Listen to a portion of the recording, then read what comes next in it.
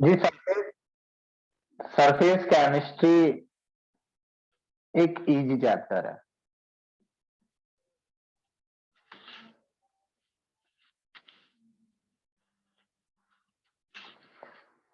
और अच्छा होगा जितनी जल्दी आप इसे खत्म कर लें, 10-12 दिन में, 15 दिन में, ज्यादा से ज्यादा।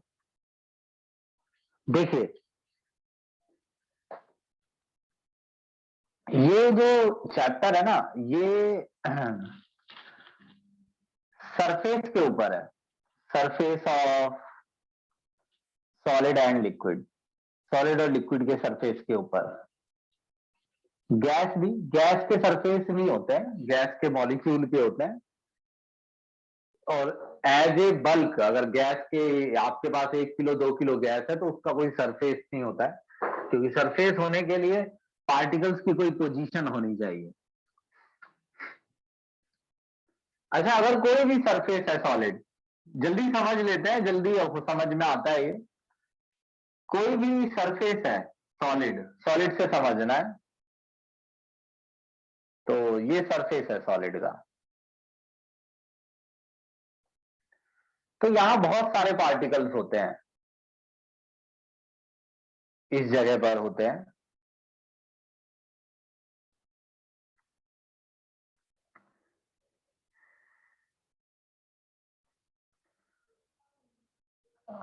एक मिनट रुकना, इसको मिटा रहा हूं मैं।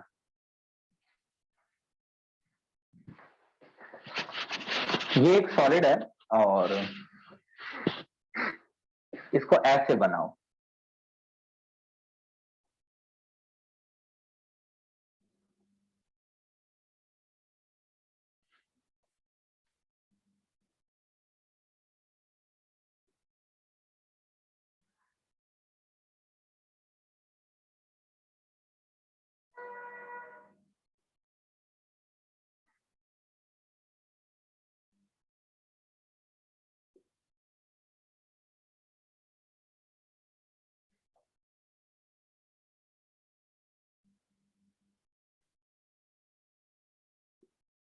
देखो, ये एक सॉलिड है। ये जो पार्टिकल्स हैं ऊपर, ये सरफेस वाले हैं। ये पार्टिकल सरफेस के हैं, ये सरफेस है, नीचे सरफेस है, इधर सरफेस है। ये बल्क है, जो पार्टिकल अंदर है, जैसे ये बल्क में है। अब ये नहीं है तो इसके नीचे वाला तो बल्क में है, मतलब बल्क का मतलब भीड़ में, बीच में। आप इसी को बीच में मान लीजिए और इन्हें सरफेस पे मान लीजिए। ये सरफेस पर है ऊपर, ये बीच में है। जो पार्टिकल बीच में होता है ना, उसको चारों तरफ से, ये बल्क वाला जो पार्टिकल होता है, जो पार्टिकल बल्क में है, उसको चारों तरफ से, उसके चारों तरफ पार्टिकल मौजूद होते हैं। हर तरफ, यहां यहां यहां यहां यहां, वो चारों तरफ से पार्टिकल से घिरा होता है।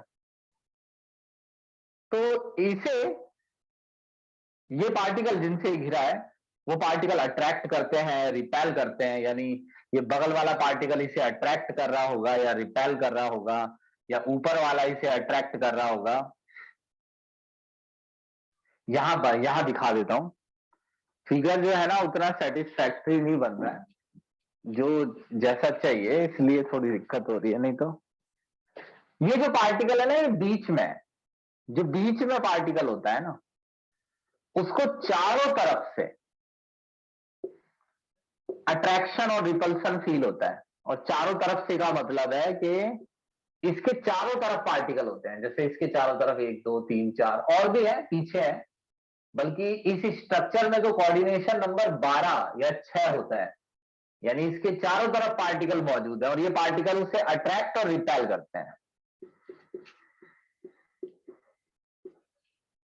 तो जब चारों तरफ से अट्रैक्शन लगता है ना, तो नेट जो अट्रैक्शन और रिपल्सन होता है वो कैंसिल आउट हो जाता है।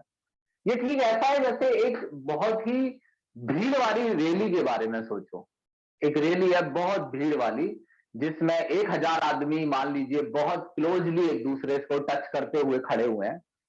तो जो भी लोग बीच में होते हैं ना, उसको बगल वाला धक्का देता है तो इधर वाला संभाल लेता है, इधर वाला धक्का देता है तो इधर वाला संभाल लेता है, पीछे वाला धक्का देता है तो आगे वाला संभाल लेता है, आगे वाला खींचता है तो उसे पीछे वाला खींच लेता है। कुल मिलाकर चारों तरफ से लगने वाला फोर्स कैंसिल आउट हो जाता है। तो नेट फोर्स जो रहता है ना इन पर, वो जीरो रहता है, नेट फोर्स जीरो, एवरेज जो नेट फोर्स है वो जीरो। इसलिए जो पार्टिकल बीच में होते हैं ना बल्क में, उनको कोई प्रॉब्लम नहीं होती, उन्हें किसी भी तरीके से नेट फोर्स फील नहीं होता है। लेकिन जो पार्टिकल सरफेस पर होते हैं, उनके ऊपर तो पार्टिकल होता नहीं है, तो उन्हें सिर्फ नीचे की तरफ फोर्स फील होता है, जैसे उन्हें कोई नीचे खींच रहा है। जब इन्हें नीचे की तरफ फोर्स फील होता है, तो ये पार्टिकल इस फोर्स को, जैसे इस पार्टिकल को नीचे खींचा जा रहा है, इसे सिर्फ नीचे खींचा जा रहा है, तो ये ऊपर मौजूद किसी भी चीज को पकड़ने की कोशिश करता है। ठीक ऐसे जैसे कि जब कोई आदमी डूब रहा होता है तो पानी उसे नीचे खींचता है। एक अपने उससे ही सीख लो, अगर आप डूब रहे हैं, पानी आपको नीचे खींच रहा है, तो आप ऊपर मौजूद किसी भी चीज को पकड़ने की कोशिश करते हैं, चाहे वो धूल ही क्यों ना हो, चाहे हवा ही क्यों ना हो, कि कुछ भी पकड़ में आ जाए। क्यों करते हैं आप? ताकि नीचे वाले फोर्स को बैलेंस किया जा सके। तो जो भी पार्टिकल सरफेस पर होता है, उन्हें सिर्फ डाउनवर्ड फोर्स फील होता है। जो बीच में होते हैं, उन्हें चारों तरफ से फोर्स ऑफ अट्रैक्शन फील होता है। तो जब इन्हें नीचे की तरफ डाउनवर्ड फोर्स फील होता है, तो ये ऊपर मौजूद किसी भी चीज को पकड़ने की कोशिश करते हैं। जैसे ऊपर है गैस, जैसे ऊपर है डस्ट पार्टिकल, तो इसीलिए वो गैस सरफेस पर आकर बैठ जाती है, क्योंकि सरफेस के पार्टिकल गैस के मॉलिक्यूल्स को या डस्ट पार्टिकल्स को या वटएवर जो भी इसके ऊपर है, उसे अट्रैक्ट करने की कोशिश करते हैं। इस प्रोसेस को कहते हैं एब्जॉर्प्शन, एडजॉर्प्शन, एब्जॉर्प्शन नहीं, एडजॉर्प्शन। बताइए बात समझ में आई कि नहीं आई? यहां से चैप्टर स्टार्ट हो जाएगा। एडजॉर्प्शन क्या होता है? सरफेस पर पार्टिकल्स का चिपकना, अंदर नहीं जाना है पार्टिकल्स को। ये बहुत आसान भी है।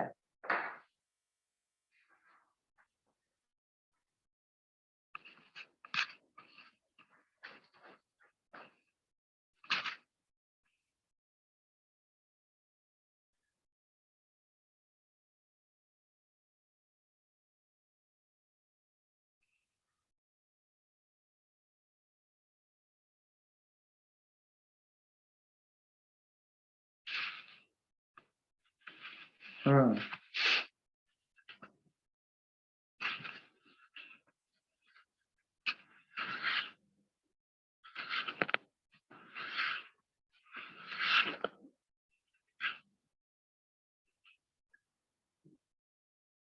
हाँ सुनो,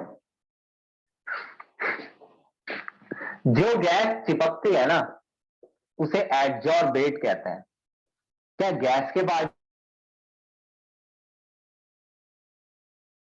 चैप्टर में आपको सॉलिड मिलेगा और सॉलिड के ऊपर गैस चिपका हुआ मिलेगा? लिक्विड ना के बराबर मिलेगा, 1% भी नहीं, उससे भी कम। आपका चैप्टर बिल्कुल ऐसा ही रहेगा, आपके पास हमेशा सॉलिड रहेंगे और सॉलिड के ऊपर गैस एब्जॉर्ब होती हुई नजर आएगी, बैठती हुई नजर आएगी। जो गैस है ना, जो जिसका एब्जॉर्प्शन हो रहा है, वो गैस है। जिसका एब्जॉर्प्शन हो रहा है उसे कहते हैं एब्जॉर्बेट, और जिसका जो एब्जॉर्प्शन कर रहा है वो है एब्जॉर्बेंट। अरे फिगर में दिख रहा है, ये सॉलिड जो है ये एब्जॉर्प्शन कर रहा है, तो ये एब्जॉर्बेंट है, और जो गैस चिपक रही है वो एब्जॉर्बेट है, जिसका एब्जॉर्प्शन हो रहा है, जिसका एब्जॉर्प्शन हो रहा है। अब उन्होंने कई एग्जाम्पल दिए हैं किताब में, कहिए कहोगे तो मैं उसे बता देता हूं, बता देता हूं।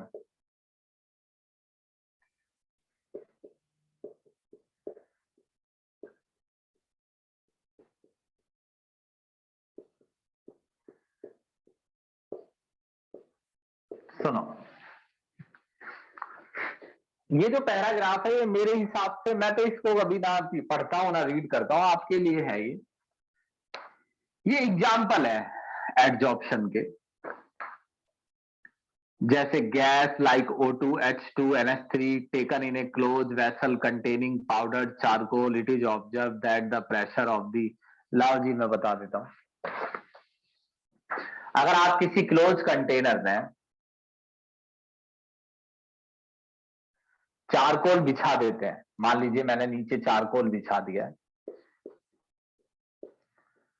और इसमें गैस ले लीजिए, बहुत सारी गैस है, O2, H2, CO, NH3, कई गैसें बता रहा है।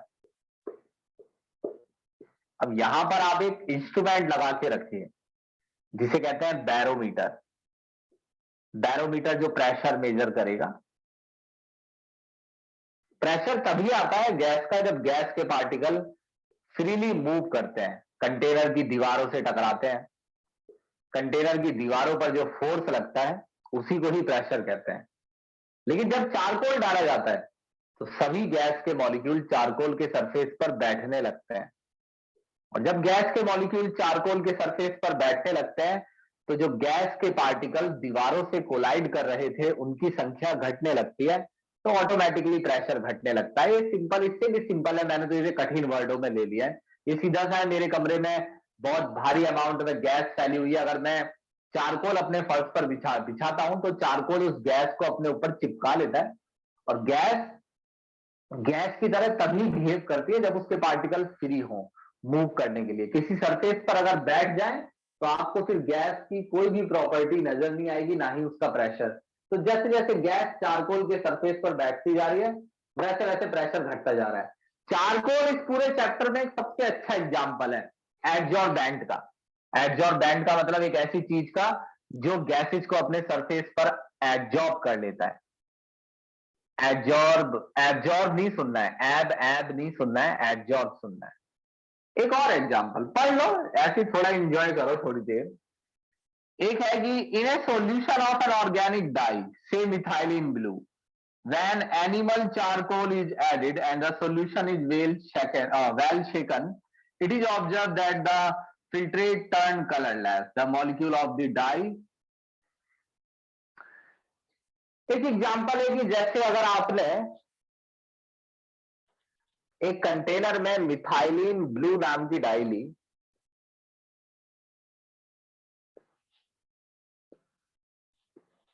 और आपने इसमें चारकोल डाला। देखो डाई में दो चीजें होती हैं, जो इंक होती है, इंक सिंपली समझो, इंक में कलर सब्सटेंस होता है और प्लस सॉल्वेंट होता है, दो चीजें होती हैं। सॉल्वेंट जो कलर को घोलेगा, अगर आप यहां पर चारकोल डालेंगे तो चारकोल कलर को अपने सरफेस पर बिठा लेगा और सारा कलर यहां चिपक जाएगा, और आपकी जो इंक थी मिथाइलिन ब्लू, तो ब्लू ही कलर का होता है, तो जो भी आपकी इंक है वो कलरलेस होने लग जाएगी, क्योंकि बचेगा सिर्फ सॉल्वेंट।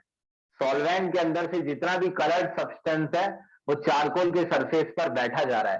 तो वो आपको एग्जांपल दे रहा है कि देखिए कैसे डेली लाइफ में नजर आता है कई जगह पर एब्जॉर्प्शन। अब एक देखिए, एक तीसरा एग्जांपल है, मैं मुंह से बोल के बता देता हूं। जितने भी बैग आते हैं ना कंपनी के, मैंने भी खरीदा था बैग, जब मैंने अपना बैग खरीदा था अमेरिकन टूरिस्टर का, तो उसमें जो सिलिका जेल आता है, छोटी छोटी सी गोलियां आती है, वो वाटर वेपर को, मॉइस्चर को एब्जॉर्ब करने के काम आती है। अगर अंदर मॉइस्चर आता है वेपर्स की फॉर्म में बैग के अंदर, तो सिलिका उसे अपने सरफेस पर अटैच कर लेता है। तो मॉइस्चर को खत्म करने के लिए सिलिका जेल डाला जाता है बैग्स के अंदर। ये इसका एक एग्जांपल दिया हुआ है उन्होंने। अब आप समझ गए होंगे एब्जॉर्प्शन क्या चीज है। एक चीज और बता दूं, एक एब्जॉर्प्शन होता है, एक एब्जॉर्प्शन। एड और एब्जॉर्प्शन, इन्हीं का ही एक एग्जांपल लेके बताता हूं मैं आपको। दो चीजें हैं, एब्जॉर्प्शन और एब्जॉर्प्शन, यहां बी लगाए या डी लगाए। सिंपल सी बात यह है कि एब्जॉर्प्शन उसे बोलते हैं जब पार्टिकल सिर्फ सरफेस पर जाए, और अगर पार्टिकल पूरी तरह अंदर घुस जाए, जैसे गैस के पार्टिकल अंदर समा जाए, हर पार्टिकल पर चिपक जाए, अंदर भी घुस जाए गैस में भी, तो एब्जॉर्प्शन बल्क में होता है, हर जगह होता है। उन्हीं का एक एग्जांपल है, मैं आपको लेके दिखाता हूं। यहां कुछ ऐसा ज्यादा उतारने के लिए नहीं है, एक एग्जांपल उन्होंने दिया है कि अगर आप इंक को देखें, इंक है जी, इंक में दो चीजें होती हैं, कलर प्लस वाटर और सॉल्वेंट, वाटर नहीं, ये दो सब्सटेंस है अलग अलग। अगर मैं इसमें चौक डिप करता हूं, ये इन्हीं का किताब का एग्जांपल है, मैं नहीं लेता हूं इसे, मेरे को तो कुछ और बढ़ाना है, ये तो मैं तुम्हें बस थोड़ा टाइम इसमें बिता रहा हूं एडजॉर्प्शन में, तुम्हें ज्यादा से ज्यादा एडजॉर्प्शन सुनाई दे।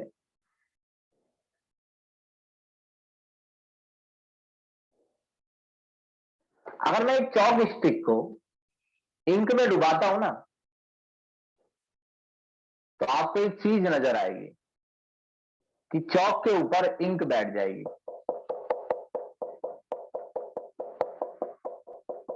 यानी कलर सब्सटेंस। आप देखिए कि कहीं ये इंक अंदर तो नहीं गई है, पूरे चौक पर कर लीजिए इस कलर को। अगर आपको ऐसे ही मार्क, भाई डॉट डॉट तो नहीं लेकिन कलर, अगर ऐसा ही कलर अंदर भी नजर आया, चौक को तोड़ लीजिए। मैंने चौक को तोड़ा और बिल्कुल प्लेन टूटती है चौक। मैंने चौक को तोड़ा और चौक टूटने पर मुझे अंदर कोई कलर नजर नहीं आया, ये अंदर है बल्ब, सिर्फ ऊपर ऊपर सरफेस पर। इसे कहते हैं एडजॉर्प्शन, कि सब्सटेंस सिर्फ सरफेस पर ही चिपका हुआ है, अंदर नहीं गया है, लेकिन मुझे अंदर से चौक वेट नजर आ रही है, गीली, क्योंकि अंदर गया है सॉल्वेंट। तो उन्होंने ये बताया कि जब चौक स्टिक को डाला जाता है ना इंक में, तो जो कलर होता है वो सरफेस पर चिपकता है, और जो सॉल्वेंट होता है वो अंदर तक पहुंच जाता है। तो जो चीज अंदर तक पहुंच रही है उसका तो हो रहा है एब्जॉर्प्शन, यानी सॉल्वेंट तो हो रहा है एब्जॉर्ब, और कलर हो रहा है सिर्फ एब्जॉर्ब। और अगर ये प्रोसेस रिवर्स हो जाए, यानी गैस चिपकी हुई है और आप इसे हटा रहे हैं, तो उसे कहते हैं डिजॉर्प्शन। डिजॉर्प्शन का मतलब अपोजिट, अरे ऐसे ही समझ लो 12th क्लास में हो तुम, अगर मैं इसको हीट करूंगा तो गैस के पार्टिकल यहां से उठ के भाग जाएंगे, ये उल्टा हो गया एडजॉर्प्शन का, डिजॉर्प्शन। ये पहला पेज है, स्क्रीनशॉट लो।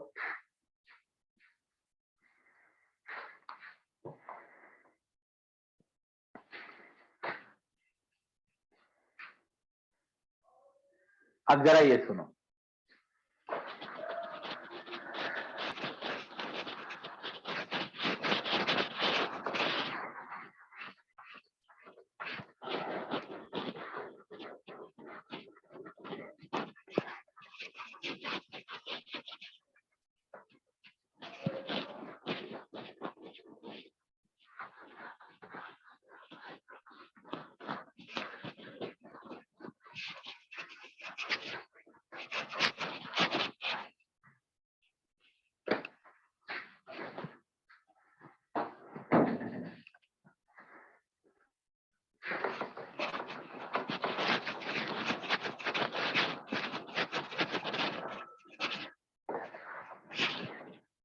देखो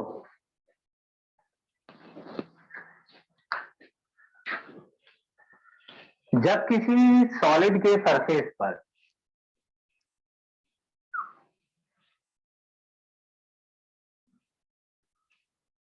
कोई गैस आके बैठती है, जब गैस गैस होती है ना, किसी सरफेस पर अटैच नहीं होती है, तो जैसे ये पार्टिकल अगर यहां है और ये यहां आकर यहां बैठ जाए, तो किस चीज में फर्क आएगा, देखिए इसी के बारे में सोचते हैं कि ये आकर यहां बैठ जाता है, यहां आकर इसकी पोजीशन फिक्स हो जाती है, सरफेस पर आकर बैठ गया एक जगह पर, फिक्स जगह पर। पहले जो पार्टिकल था ना, ये डिसऑर्डर में था। डिसऑर्डर का मतलब रैंडम। मैं ये नहीं कह सकता था, अगर मैं इनका नाम लिख दूं A B C D E F G, पहले मैं ये नहीं कह सकता था कि जी पार्टिकल कहां है, मुझे नहीं पता, क्या एयर में कहीं भी हो सकता है, कमरे में कहीं भी हो सकता है, लेकिन जी जब सरफेस पर आकर बैठ जाता है तो मैं ये कह सकता हूं जी कहां है, जी इस जगह पर मौजूद है। तो जी अब ऑर्डर में है। ऑर्डर और डिसऑर्डर में ज्यादा टाइम ना लगाइए, लेकिन आप फिर भी समझ लीजिए। अगर मैं बच्चों को ऑर्डर में लगाता हूं, जैसे एक प्रेयर के टाइम पर बच्चे ऑर्डर में लगे होते हैं, 9th की लाइन, 10th की लाइन, 12th की लाइन, 11th की लाइन। उसी समय मुझसे कोई कहता है, कि हाँ भाई संभव जैन, बुलाओ संभव जैन को। मेरे को मालूम है संभव जैन कहाँ है, क्योंकि मैंने बच्चों को ऑर्डर में लगाया। संभव जैन 12th में मिलेगा। और सोचो बच्चे अगर रैंडमली फैले होते डिसऑर्डर में, तो मैं ये प्रिडिक्ट नहीं कर पाता कि संभव किस तरफ बैठा है। अगर बच्चे रैंडमली बैठे होते, तो पहले गैस के पार्टिकल रैंडमली थे, और अगर ये आकर बैठ जाते हैं तो इनकी पोजीशन फिक्स हो जाती है। ये यहां है, ए यहां है, बी यहां है। तो जब पार्टिकल सरफेस पर एब्जॉर्ब होते हैं तो डिसऑर्डर से ऑर्डर में आ जाते हैं। डिसऑर्डर से ऑर्डर में आ जाते हैं, इसका मतलब रैंडमनेस घटती है। पहले पार्टिकल ज्यादा रैंडम थे, रैंडमनेस घटती है। और रैंडमनेस का जो रैंडमनेस को एस से रिप्रेजेंट किया जाता है, डेल्टा एस। डेल्टा एस का मतलब है change in randomness. Change in randomness का मतलब वो आपसे ये पूछ रहा है कि रैंडमनेस बढ़ रही है या घट रही है।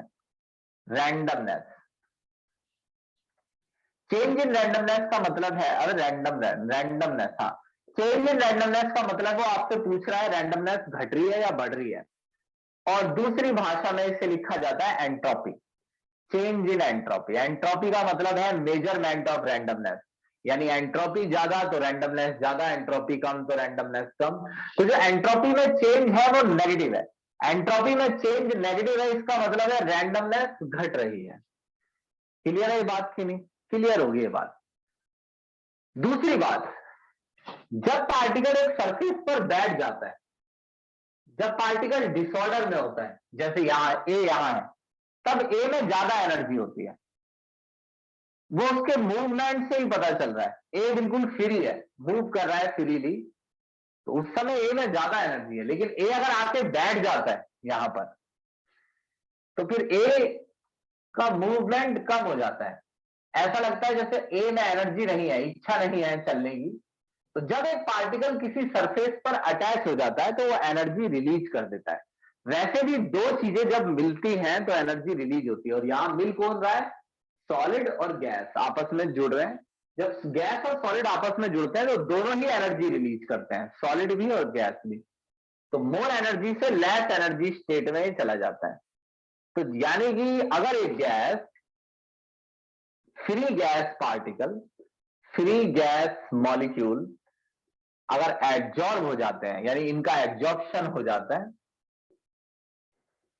तो दो चीजें होती हैं।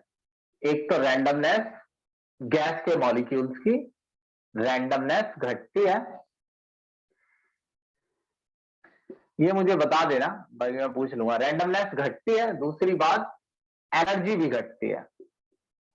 तो इस प्रोसेस में दोनों चीजें नेगेटिव है। डेल्टा एस भी नेगेटिव है, रैंडमनेस घटी और एनर्जी भी रिलीज हुई, डेल्टा एच भी नेगेटिव है। किताब ऐसे नहीं बोलती है एनर्जी रिलीज हुई, किताब बोलती है प्रोसेस एक्सोथर्मिक है। तो तुम भी ये सुनने का आदत डाल लो कि प्रोसेस जो है वो एक्सोथर्मिक रहेगा अगर एब्जॉर्प्शन हो रहा है। अगर मैं डेल्टा जी निकालता हूं तो डेल्टा जी का फॉर्मूला है delta H minus T delta H. और डेल्टा जी जो है ना, वो डेल्टा जी ये बताता है कि कोई प्रोसेस अपने आप होगा या नहीं, मतलब ये गैस अपने आप इस सरफेस पर एब्जॉर्ब होगी या नहीं, ये डेल्टा जी से पता चलता है। अगर गैस के एब्जॉर्ब होने वाले फिनोमिना में, गैस के एब्जॉर्ब होने वाले फिनोमिना का डेल्टा जी नेगेटिव है। इस दुनिया में जितनी भी चीजें हो रही है ना, मेरा चलना, किसी गाड़ी का इंजन चल रहा है, कोई बोट चल रही है, मैं मार्कर चला रहा हूं, मेरी बॉडी में कुछ हो रहा है, ग्लूकोज बर्न हो रहा है, कुछ भी हो रहा है मेरी बॉडी के अंदर, मोबाइल मेरा जो काम कर रहा है, इस दुनिया में जितनी भी रिएक्शंस हो रही है ना, फिजिकल केमिकल, उन सब के अंदर गिब्स फ्री एनर्जी होती है। गिब्स फ्री एनर्जी का एक एग्जांपल देता हूं मैं। मेरी जो बॉडी है ना, अगर मैं ये कहता हूं कि मेरी बॉडी में गिब्स फ्री एनर्जी है, तो इसका अंदर, इसका मतलब मैं उस एनर्जी की बात कर रहा हूं जिस एनर्जी से मैं वर्क डन कर सकता हूं। मेरी बॉडी में बहुत से टाइप की एनर्जी है। अगर टोटल एनर्जी निकालोगे तो हो सकता है पता नहीं करोड़ों जूल निकले, पता नहीं कितने टाइप की एनर्जी मेरे अंदर है, मगर मैं सारी एनर्जी को वर्क डन में नहीं बदल सकता हूं। मेरे शरीर में कुछ एनर्जी ऐसी है जैसे 5000 जूल, 10,000 जूल टोटल मैक्सिमम, जिससे मैं वर्क डन कर सकता हूं। तो जितनी एनर्जी मेरे शरीर में वर्क डन करने के लिए अवेलेबल है वो गिफ्ट फ्री एनर्जी है।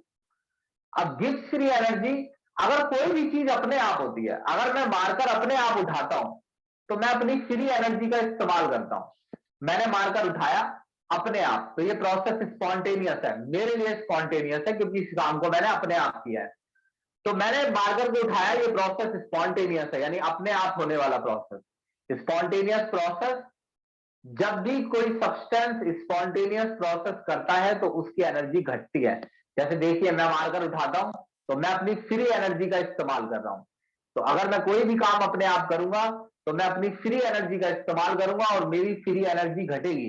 तो अगर ये प्रोसेस अपने आप हो रहा है तो इस प्रोसेस में भी फ्री एनर्जी में चेंज आया होगा और फ्री एनर्जी नेगेटिव होगी। अगर डेल्टा जी नेगेटिव है तो ये प्रोसेस अपने आप होगा। मगर ये कैसे साबित होगा डेल्टा जी नेगेटिव है? मान लो कोई पर्टिकुलर सॉलिड है और कोई पर्टिकुलर गैस है और आपको कोई डेल्टा एच बता दे कि जब ये गैस 1 मोल गैस इस सरफेस पर एब्जॉर्ब हुई, ये गैस 1 मोल जब इस सरफेस पर एब्जॉर्ब हुई तो इतनी एनर्जी रिलीज हुई, और रिलीज ही होती है एनर्जी। और जब गैस इस सरफेस पर एब्जॉर्ब हुई तो उसका एंट्रोपी चेंज था माइनस डेल्टा एच। अब अगर आप वैल्यू डाल देते हैं तो ये वाली वैल्यू माइनस में डालेंगे, डेल्टा एस वाली वैल्यू प्लस माइनस में होगी, ये माइनस माइनस प्लस हो जाएगा, तो ये हो जाएगा minus delta H plus T delta H. अब अगर डेल्टा जी को नेगेटिव आना है तो वो तभी आ सकता है जब ये वैल्यू बड़ी हो और ये छोटी हो। अगर माइनस डेल्टा एच बड़ा होगा और टी डेल्टा एच छोटा होगा, पॉजिटिव वैल्यू छोटी होगी, इधर लगाओ, नेगेटिव बड़ी होगी और पॉजिटिव छोटी होगी तो ही डेल्टा जी नेगेटिव आएगा। तो क्या ये मेरे हाथ में है कि मैं डेल्टा एच को बड़ा कर लूं और टी डेल्टा एच को छोटा? हाँ, मेरे हाथ में है। अगर मैं टेम्परेचर कम लेता हूं, लो टेम्परेचर, अगर मैं टेम्परेचर लो लूंगा, अगर मैं टेम्परेचर कम करता जाऊंगा तो टी डेल्टा एस कम होता जाता है। डेल्टा एच और डेल्टा एस मेरे हाथ में नहीं है, मगर टेम्परेचर है। जितना आप टेम्परेचर कम लेंगे टी डेल्टा एस उतना ही कम आएगा और अपने आप डेल्टा एच उससे बड़ा हो जाएगा, और ऐसे में डेल्टा जी नेगेटिव आएगा। तो डेल्टा जी नेगेटिव आता है एब्जॉर्प्शन में जब टेम्परेचर लो हो। बताइए, बात समझ में आई? जल्दी।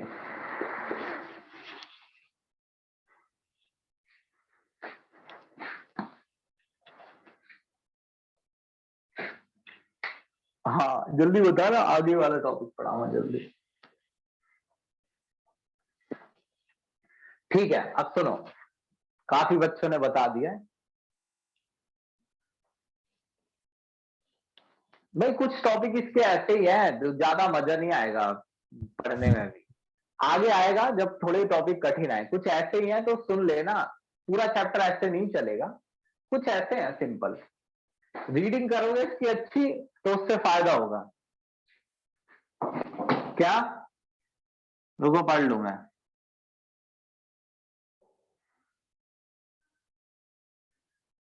हाँ, हमें स्पॉन्टेनियस बनाना है अगर, या आप ये समझिए हमें कुछ नहीं बनाना होता है, आप ये समझिए कि अगर हमें ये देखना है कि ये प्रोसेस अपने आप लो टेम्परेचर पर होगा या हाई, तो हमें टेम्परेचर अगर हम कम रखते हैं तो ये अपने आप हो जाएगा।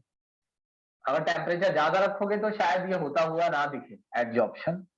लो टेम्परेचर कमरे का रखोगे, गैस का रखोगे, सॉलिड का रखोगे, तो प्रोसेस अपने आप होता नजर आएगा। तो उसका कारण बता रहे हैं ये, क्योंकि लो टेम्परेचर पर डेल्टा जी नेगेटिव आता है। स्क्रीनशॉट लो इसका। भाई बहुत ही आसान टॉपिक है ये वाला भी, अगला भी देखो।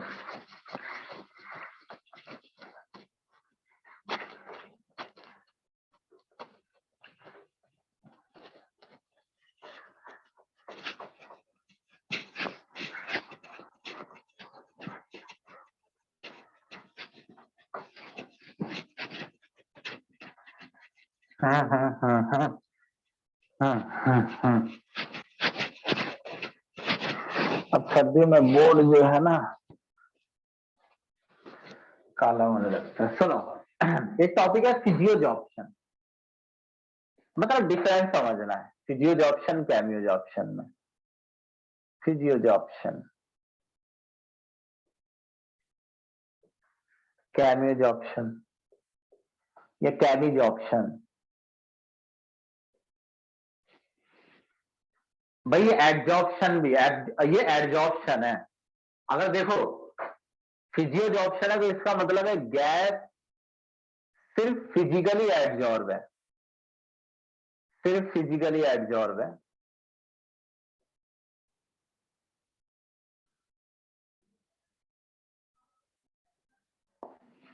और कैमियोजॉर्प्शन है तो इसका मतलब है गैस केमिकली एडजॉर्ब है। अभी समझ में आएगा। अभी आप कहेंगे कि मुंह से ही बोल देते सर।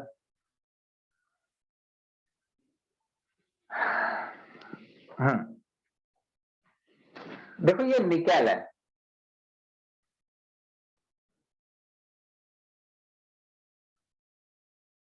और भी एग्जाम्पल है, किताब में देखने पड़ेंगे, देख लूंगा मैं जब तक आप इसको देखेंगे। पहले मैं ये समझा देता हूं। एक ये निकेल है और ये निकेल का सरफेस है, ये पूरा थोड़ा ऐसे बना दो।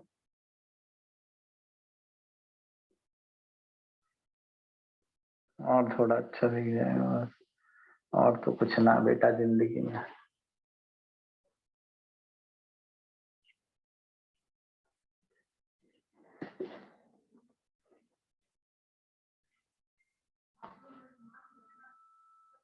देखो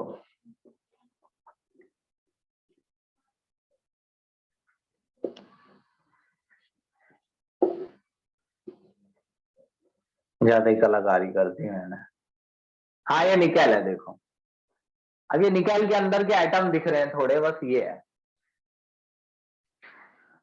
अब ये गैस है हाइड्रोजन। अगर आपसे कोई पूछता है कि निकेल के एटम्स ने, भाई सबसे ज्यादा फेमस है निकेल हाइड्रोजन को अपने सरफेस पर अटैच करने के लिए। अगर आपसे कोई पूछता है कि निकेल ने अपने सरफेस पर हाइड्रोजन को क्यों बिठाया, ये निकेल का एटम है और हाइड्रोजन गैस उसके सरफेस पर मजे कर रही है, एंजॉय।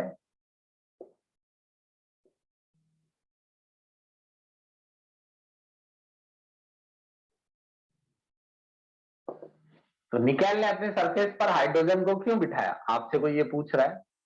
तो इस भाई अगर बैठी भी है हाइड्रोजन गैस तो कोई अट्रैक्शन तो होगा। हम कहेंगे भाई निकेल के एटम्स को नीचे खींचा जा रहा था तो निकेल ने हाइड्रोजन को पकड़ लिया ऊपर, यही तो है।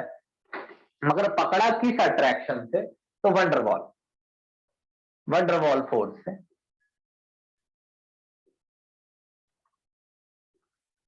यानी हर केमिकल, देखो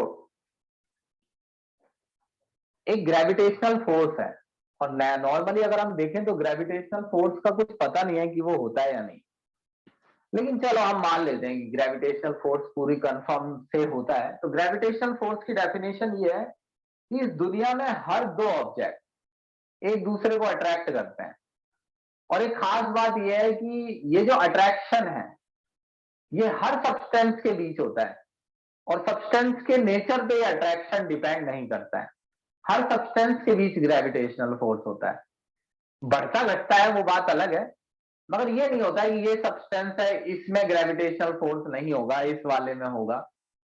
इसी तरीके से दुनिया में जितने भी केमिकल हैं, दो एटम दो मॉलिक्यूल, एक एटम एक मॉलिक्यूल, एक आयन एक एटम, कोई भी सब्सटेंस दुनिया में है, कोई भी पार्टिकल हर माइक्रोस्कोपिक पार्टिकल के बीच में वंडरवॉल अट्रैक्शन होता है। पता नहीं ये क्या होता है, हालांकि 5th चैप्टर है 11th का उसमें समझाया हुआ है ये, लेकिन छोड़ो तुम कि पता नहीं क्या होता है, लेकिन ये अट्रैक्शन होता है। वंडरवॉल अट्रैक्शन कोई बॉन्ड नहीं होता है। बॉन्ड का मतलब ऐसा नहीं है कि निकेल ने हाइड्रोजन से इलेक्ट्रॉन शेयर कर रखे हैं, ना ही ऐसा है कि निकेल ने इलेक्ट्रॉन दिए और हाइड्रोजन ने लिए, ऐसा कुछ भी यहां पर नहीं है। कोई केमिकल बॉन्ड यहां पर मौजूद नहीं है, सिर्फ हाइड्रोजन गैस सरफेस पर बैठी हुई है। तो यह फिजियोजॉर्प्शन है। लेकिन अगर एक गैस आकर बैठ जाती है सरफेस पर, तो फिर इनके बीच इंटरेक्शन होने लगता है, यानी पॉसिबिलिटी बॉन्ड बनने की। अब मान लो कि निकेल के सरफेस पर हाइड्रोजन गैस आकर बैठ गई है, और ये पॉसिबिलिटी अगर है कि निकेल और हाइड्रोजन मिलकर कोवेलेंट बॉन्ड बना ले, या निकेल इलेक्ट्रॉन दे दे और हाइड्रोजन ले ले, तो इन दोनों के बीच बॉन्ड बन जाता है, और बॉन्ड बन जाता है तो वो कैमियो जंक्शन हो जाता है। क्या एक रियल एग्जांपल है? जी हाँ। पहले निकेल के जो एटम्स हैं हाइड्रोजन गैस उन पर सिर्फ फिजिकली एडजॉर्ब होती है। पहले निकेल के एटम्स पर हाइड्रोजन गैस फिजिकली एडजॉर्ब होती है, और अगर फिर पॉसिबिलिटी होती है तो निकेल के साथ हाइड्रोजन गैस केमिकल बॉन्ड बना लेती है। इसका मतलब है कि निकेल और हाइड्रोजन के इलेक्ट्रॉन शेयर है आपस में, या इनके बीच इलेक्ट्रॉन का लॉस और गेन है। आप इसे निकेल और हाइड्रोजन तक छोड़िए, कि आप अगर निकेल और हाइड्रोजन तक इसे देखते हैं तो आपको इसमें फिर ये भी सोचना पड़ता है कि निकेल हाइड्रोजन से कौन से टाइप का बॉन्ड बनाता है। हमको कैसे पता लगेगा क्या बॉन्ड? अगर आप मैं यहां से निकेल हटा दूं वर्ड और हाइड्रोजन गैस हटा दूं, तो ये कुछ ऐसे है कि कोई भी सब्सटेंस जब किसी गैस को एब्जॉर्ब करता है तो ये एब्जॉर्प्शन फिजिकल होता है, यानी इस एब्जॉर्प्शन में शामिल होता है सिर्फ वंडरवॉल फोर्स। जब तक वंडरवॉल फोर्स शामिल होता है सिर्फ, वो फिजियोजॉर्प्शन होता है, और ये फोर्स वीक होता है। लेकिन जब एडजॉर्बेंट और एडजॉर्बेट के पार्टिकल एक दूसरे के पास आते हैं, तो इनके बीच पॉसिबिलिटी हो सकती है, ये दो इस टाइप के एटम हो सकते हैं, एक मेटल दूसरा नॉन मेटल, या दोनों नॉन मेटल जो इलेक्ट्रॉन आपस में शेयर कर सकते हैं। मेटल नॉन मेटल इलेक्ट्रॉन का लॉस और गेन कर सकते हैं। आपको इन चक्करों में नहीं पड़ना है। आपका टॉपिक ये है कि ये पार्टिकल है, अगर पॉसिबिलिटी है, गैस पहले फिजिकली एब्जॉर्ब हुई थी, और अगर पॉसिबिलिटी है तो गैस और एब्जॉर्बेंट के बीच में अगर बॉन्ड बन सकता है तो इनके बीच केमिकल बॉन्ड बन जाएगा। अगर बन सकता है, यानी आयनिक या कोवेलेंट वट जो भी है, तो यहीं से एक चीज, और ये बॉन्ड बड़ा स्ट्रांग होता है केमिकल बॉन्ड, और यहीं से एक चीज मुझे नजर आती है, वो ये कि फिजियोजॉर्प्शन किसी के भी साथ हो सकता है। ये सब्सटेंस किसी भी गैस को अपने सरफेस पर अटैच कर सकता है, मगर ये सरफेस हर गैस के साथ केमिकल बॉन्ड नहीं बना सकता है। जो फिजियोजॉर्प्शन होता है वो स्पेसिफिक नहीं होता है नेचर में। लैक ऑफ स्पेसिफिसिटी, यानी ये जरूरी नहीं होता है कि ये जो सरफेस है ये हाइड्रोजन को ही एब्जॉर्ब करेगा, ऑक्सीजन को नहीं करेगा। अगर ये एक गैस को एब्जॉर्ब करता है तो दुनिया में किसी भी गैस को ये सेम तरीके से एब्जॉर्ब करेगा। ये जो भाई साहब हैं, ये ना ही फिजियोजॉर्प्शन में ना ही तो ये अगर गैस खड़ी है हाइड्रोजन, ऑक्सीजन, मान लीजिए नाइट्रोजन, ये भाई साहब ना ही तो हाइड्रोजन, ऑक्सीजन और N2 में से किसी एक में ज्यादा इंटरेस्ट दिखाएंगे। इसको तो ये मालूम ही नहीं है कि ये गैस है कौन सी। इस तरीके से ये जो एडजॉर्बेंट है, ये तीनों गैस में अंतर स्पष्ट नहीं कर पाता है। ये हाइड्रोजन को भी वैसे ही एब्जॉर्ब करता है, उतना ही स्ट्रॉन्ग बॉन्ड बनाता है जितना ऑक्सीजन से, जितना नाइट्रोजन से। यानी फिजियोजॉर्प्शन के समय जो एब्जॉर्बेंट होता है वो ये नहीं देखता है कि कौन सी गैस को एब्जॉर्ब किया जा रहा है, सभी को वो सेम तरीके से एब्जॉर्ब करेगा। मगर कैमियोजॉर्प्शन में ऐसा नहीं है। एब्जॉर्बेंट हर किसी के, एब्जॉर्बेंट इसे बोलता हूं मैं, एब्जॉर्बेंट हर गैस के साथ कैमियोजॉर्प्शन नहीं कर सकता है। तो ये स्पेसिफिक होता है नेचर में। अभी सुनते रहिए ऐसे ही। अच्छा, नेचर ऑफ एब्जॉर्बेंट।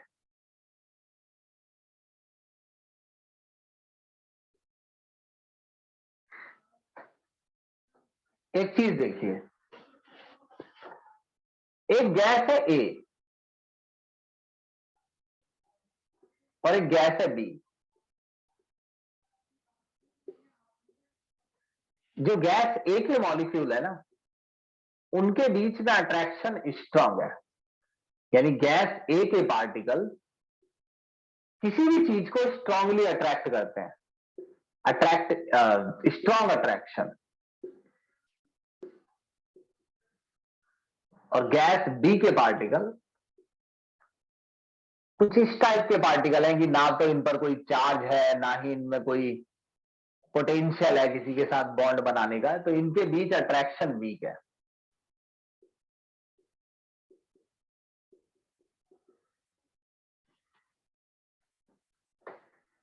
अब ये देखिए, कौन सी गैस, जैसे ये सरफेस तीनों गैसेस को बुला रहा है, ए को, बी को और सी को। कुछ समझा रहा हूं मैं, समझाने की कोशिश कर रहा हूं, सुनना ध्यान से। ये सरफेस तीनों गैसेस को एब्जॉर्ब करने की कोशिश कर रहा है बराबर, ये किसी के साथ भेदभाव नहीं कर रहा है। जैसे क्लास में 3 बच्चे दूर खड़े हैं, मैं हूं ये सरफेस, क्लास में 3 बच्चे दूर खड़े हैं और मैं तीनों में से किसी में भी कोई डिफरेंस नहीं करता हूं, तीनों को आवाज लगाता हूं मैं, भाई तीनों इधर आओ। जब मैं तीनों को इधर बुलाता हूं तो उनमें से हो सकता है एक जल्दी आए भाग के, बहुत तेजी से, यानी उसके अंदर मेरे पास आने की इच्छा कुछ ज्यादा है। ऊपर लिखा है लैक ऑफ स्पेसिफिसिटी, इसका मतलब है कि जो एडजॉर्बेंट है वो ये नहीं देखता है कि कौन सी गैस है जिसे एब्जॉर्ब करना है। गैसों में अंतर नहीं करता है, मगर गैसेस तो अंतर करती हैं। भाई किसी गैस में एब्जॉर्ब होने की कैपेसिटी ज्यादा होती है, ये वो गैस होती है जिनके पार्टिकल्स के बीच अट्रैक्शन ज्यादा होता है, जिनका हाई बीपी होता है। ये वो गैसेज हैं जिनका हाई क्रिटिकल टेम्परेचर है। ऐसी गैसेज सरफेस पर जल्दी एब्जॉर्ब होती है। यानी जिस गैस के पार्टिकल्स के बीच अट्रैक्शन ज्यादा होता है, जिस गैस का एमपीबीपी ज्यादा होता है, या जिस गैस का क्रिटिकल टेम्परेचर ज्यादा होता है, क्रिटिकल टेम्परेचर और एमपीबीपी दिखाते हैं अट्रैक्शन को पार्टिकल्स के बीच, तो वो गैस ज्यादा एब्जॉर्ब होती है। तो यहां पहले से दूसरे पैराग्राफ को पढ़ेंगे ना, तो पहले पैराग्राफ में लिखा है कि इस बात से कोई फर्क नहीं पड़ता है कि कौन सी गैस है, एब्जॉर्बेंट सभी गैसेज को एब्जॉर्ब करने की बराबर कोशिश करता है। मगर सच्चाई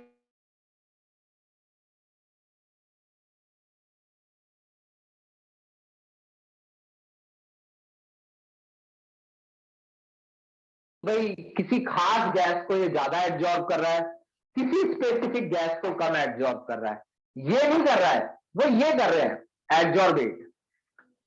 सेम ऐसे जैसे 4 बच्चों को मैंने बुलाया, इस सरफेस ने 4 गैस के मॉलिक्यूल्स को बुलाया, मगर चारों गैस के मॉलिक्यूल्स में इसके सरफेस पर अटैच होने की क्षमता बराबर नहीं है।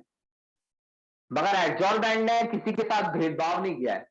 वो एड्जॉर्बेट जो तेज है, जो जल्दी सरफेस पर एड्जॉर्ब हो सकता है, वो ज्यादा एड्जॉर्ब हो जाता है, और जो जल्दी सरफेस पर एड्जॉर्ब नहीं हो सकता वो देर से एड्जॉर्ब होता है। ये दो अलग अलग बातें हैं। सेम ऐसा है नेचर ऑफ एड्जॉर्बेट, यहां तो कोई बात ही नहीं है। देखिए कैमियोज ऑप्शन में, कैमिज ऑप्शन तो डिपेंड ही किस पे करता है कि कौन सी गैस है, ये तो होता ही स्पेसिफिक है। कैमियोज ऑप्शन में भी, जो कैमियोज ऑप्शन है वो भी नेचर ऑफ एड्जॉर्बेट पर डिपेंड करता है। जो गैस जल्दी बॉन्ड बना सकती है, जल्दी स्पीड से केमिकल बॉन्ड बना सकती है, स्पीड से इलेक्ट्रॉन शेयर कर सकती है या लॉस और गेन कर सकती है, वो तेजी से कैमियोज ऑप्शन कर सकती है। और जो गैस ऐसा जल्दी नहीं कर सकती है वो स्लो कैमियोज ऑप्शन करती है।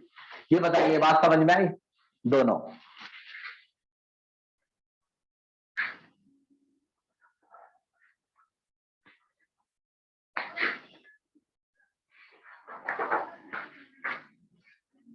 हम्म,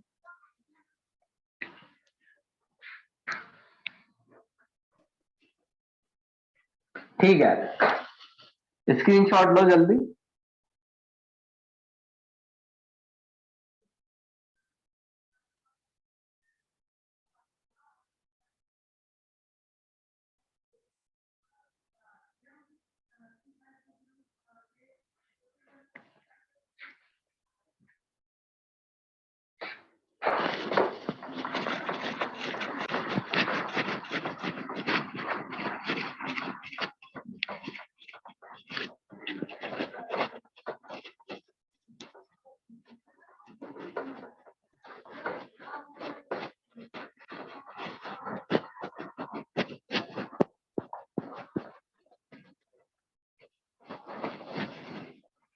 अब ये देखिए,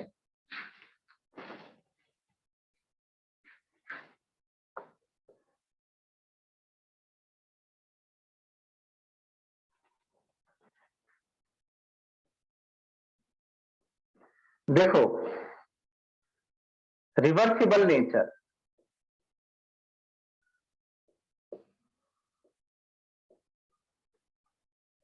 इरिवर्सिबल नेचर, ऐसे ही सुन लो चाहे तो।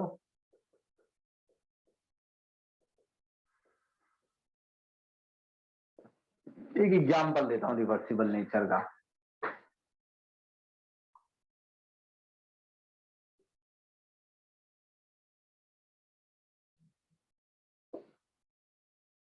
लेट्स सपोज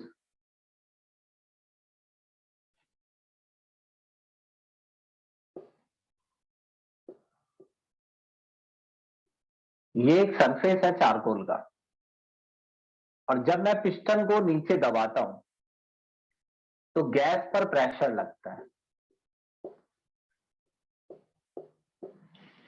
जब गैस पर प्रेशर लगता है तो गैस तेजी से यहां एब्जॉर्ब होने लगती है।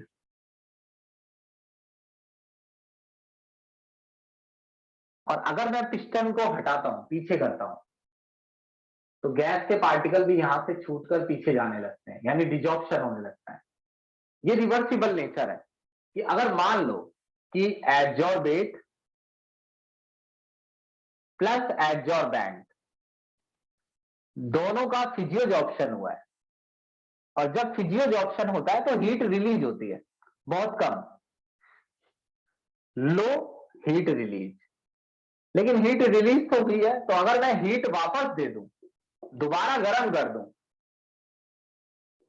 तो ये एडजॉर्बेट और एडजॉर्बेंट अलग भी हो जाते हैं। लेकिन यहां ऐसा नहीं है। अगर एडजॉर्बेट और एडजॉर्बेंट मिलकर एक बॉन्ड बना लेते हैं, केमिकल बॉन्ड, और मान लो कि इस केमिकल बॉन्ड के बनाने पर हीट रिलीज हुई, और हमेशा याद रखना केमियोजॉर्प्शन में हाई एनर्जी रिलीज होती है, क्योंकि बॉन्ड बहुत मजबूत होता है। तो अगर बॉन्ड एनर्जी ज्यादा रिलीज होती है और वही एनर्जी मैं प्रोवाइड कर दूं, हाई एनर्जी, दोबारा से नो इफेक्ट, तो दोबारा ये एडजॉर्बेट और एडजॉर्बेंट अलग नहीं होने वाले हैं। क्या ऐसा होता है कि ए प्लस बी ने मिलकर सी बनाया, तो ए प्लस बी ने जब सी बनाया तो हीट रिलीज हुई, तो अगर मैं सी को वापस हीट दूंगा तो क्या वापस ए प्लस बी बन जाता है? क्या ऐसा थोड़ी होता है भाई। जैसे सी प्लस O2 ने CO2 बनाया, तो CO2 बनते समय हीट रिलीज हुई, तो मैं कार्बन डाइऑक्साइड को वापस हीट दूंगा, तो क्या कोयला और ऑक्सीजन थोड़ी ना बनने वाला है? तो बड़ा सिंपल है, फिजिक्स ऑप्शन रिवर्सिबल होता है, केमिकल ऑप्शन नेचर में रिवर्सिबल नहीं होता, इरिवर्सिबल होता है। एक है सरफेस एरिया ऑफ एडजॉर्बेंट, दोनों ही सरफेस एरिया पर डिपेंड करते हैं, चाहे केमियोजॉर्प्शन हो चाहे फिजियोजॉर्प्शन हो।